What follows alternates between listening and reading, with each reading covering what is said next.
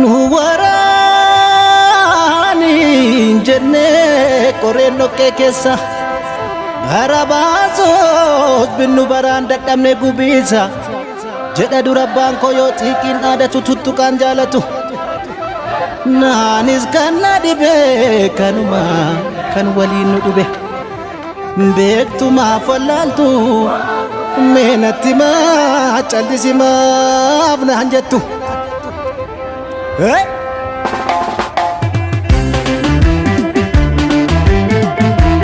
Fudhatan falaa ba'u